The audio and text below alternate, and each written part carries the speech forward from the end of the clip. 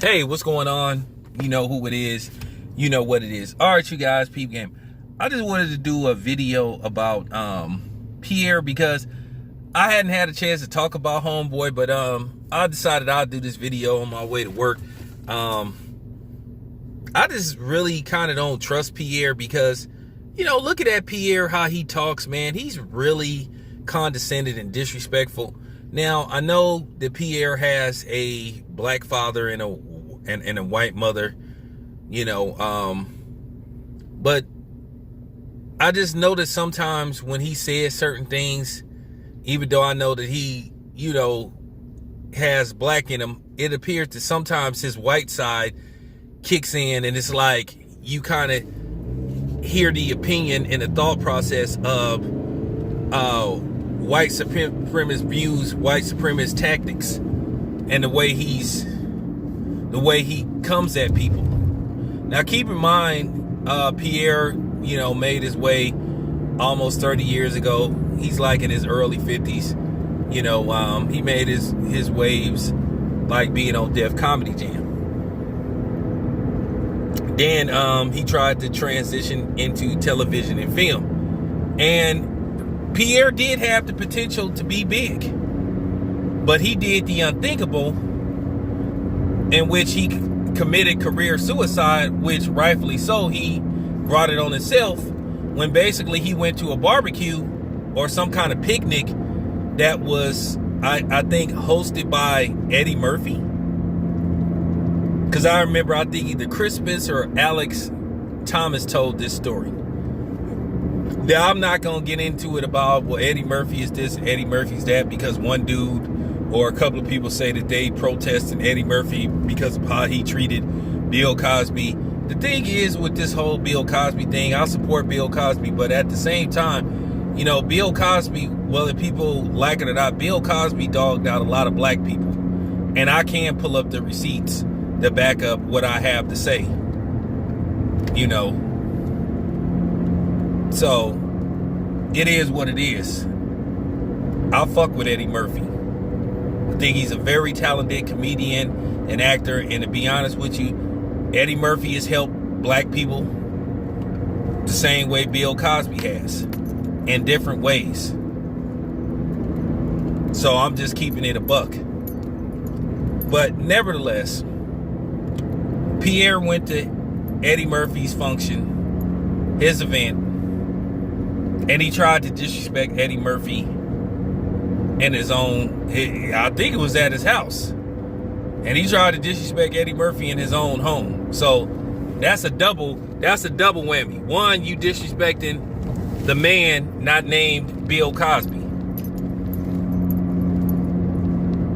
And then you disrespecting the man in his own house. Now, Eddie Murphy had made some comment towards him, which was a joke.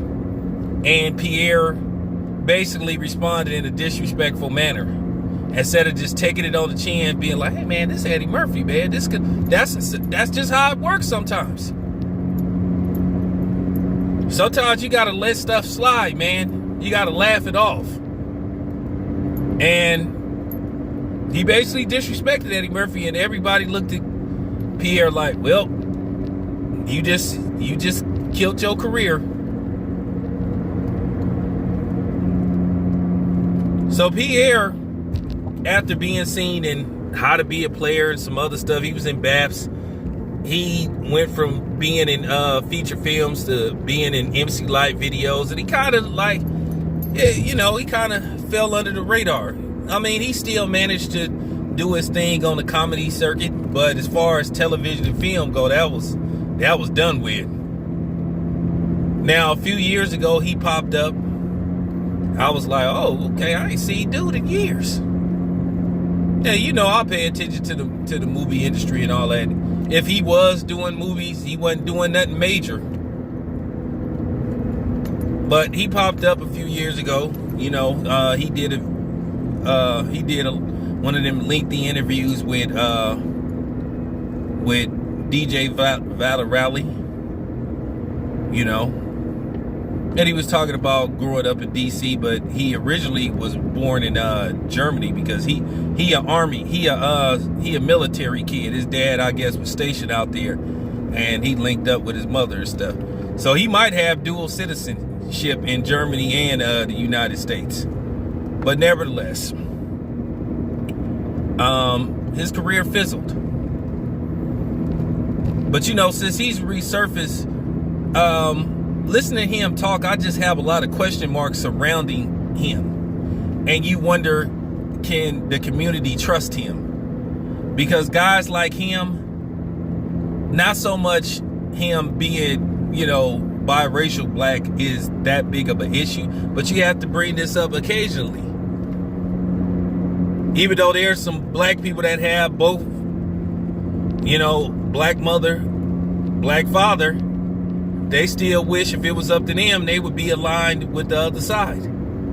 Some people don't like being attached to the community. Some people don't want to be attached to the community. The funny thing is, Lauren London seemed to be in touch with being black. And she has a black mother and a white father. And to be honest with you, I think Lauren London could have been big. Because, I mean, she has the look. I mean, she could have been big. But she chose to do projects that align herself with primarily, you know, the black community. And sometimes you wonder, did she pay a price for that? So I respect Lauren London. And plus, she had children with Nipsey Hussle and Lil Wayne. Not 11 children like Keke Wyatt, but you know, nevertheless. But I just, but getting back to Pierre, I just be peeping out some of the stuff that he be saying, some of the condescending stuff he said, and disrespectful stuff he says. Like, this is one of his recent comments. You know, when the whole Jim Jones thing came out, you know, when Jim Jones was basically throwing a temper tantrum about how Gucci treated him and how he was about to drop $29,000, which, by the way, that's an odd number. Like $29,000 in a Gucci store. I was just thinking to myself, like, you know, and a lot of people did not feel sorry for Jim Jones. A lot of people was like, hey, dude, you shouldn't have took your ass in there. How many times have Gucci done this to black people?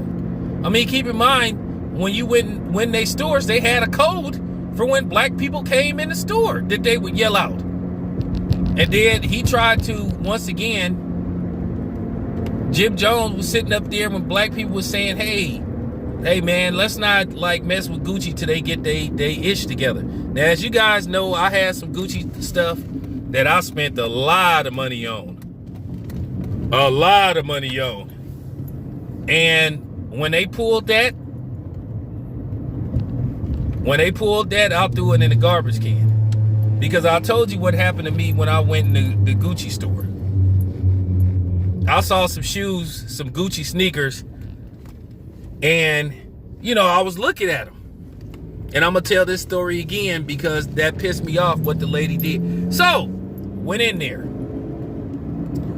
looking at the sneakers. So the lady walked up to me out the gate.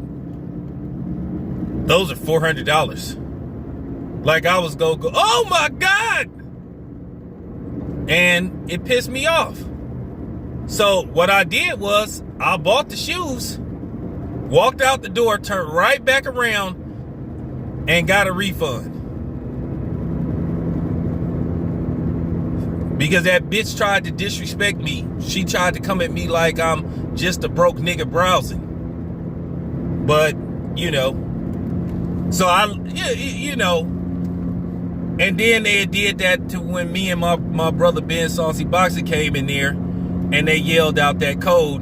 And he asked me, well, what the fuck did that code mean? Then come to find out that very same store got sued. And the company as a whole. So, at the end of the day, Gucci brought it on themselves.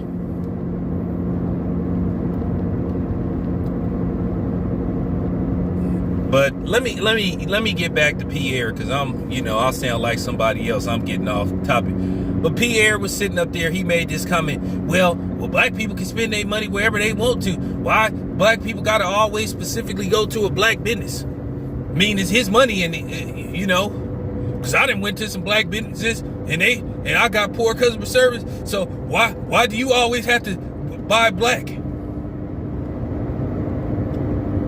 Well, one reason, Pierre, is because of the very reason why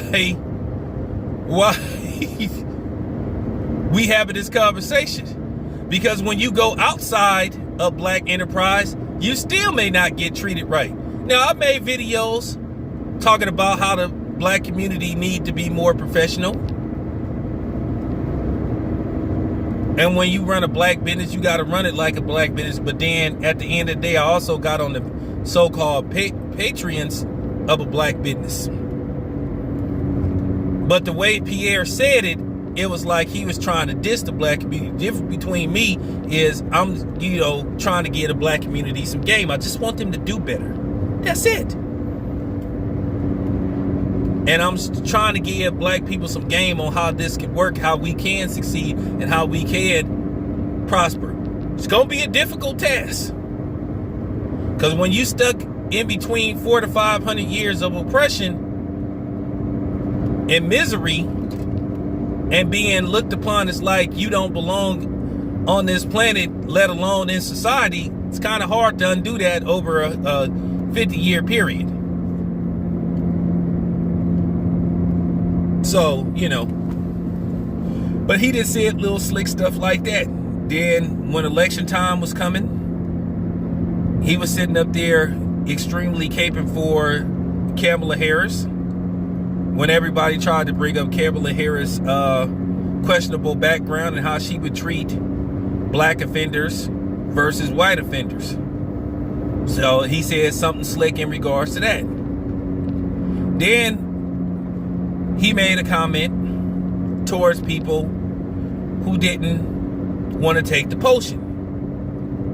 He basically said, if you don't take the potion, you should be put on an island and self-isolate. He just said some real, disrespectful stuff. And the whole thing throughout this whole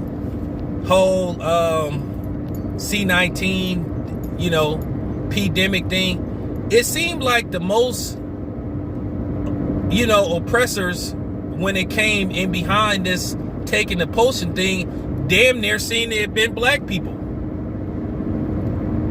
You had white people that was rather quiet about this stuff, but then at the same time, they was basically being the puppet master to the Don Lemons and the Joy Reids of the world, telling them, hey, tell black people to do this and do that.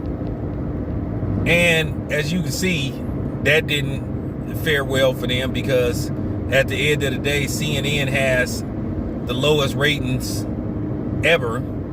Their ratings have dropped like 90 something percent. Nobody really listened to Joy Reid. She got one foot out the door. Nobody listening to people like Gail, because now Gail has started to have a change of heart. When she was talking all this, well, I'm not letting nobody in my house unless they show proof, and I mean, so, but yeah, guys like Pierre, I don't know about him, man, because he one of those dudes, if it was up to him, he would be, even though he has a black and a white side, it appears to me he wish he would be more in line and more in touch with his white side than the black side. Because a lot of these dudes, they can't handle, they don't know how to interact. But then at the same time, it's like he's aligned with black people by default. Not because he wants to be, but by default. And not having another option. And Claudia Jordan is the same way too. She another one that's aligned with primarily black people, but then at the same time she tries to diss black people a lot. She didn't say stuff about, she biracial and she wish black people would stop always claiming her and all that kind of stuff. So when you say stuff like that, it's like, okay, so I'll see how you roll. You want to align yourself with this community, and you want to speak about this community, but then when people call you out on certain things, then you want to say, well, I'm not all the way part of this community. Interesting.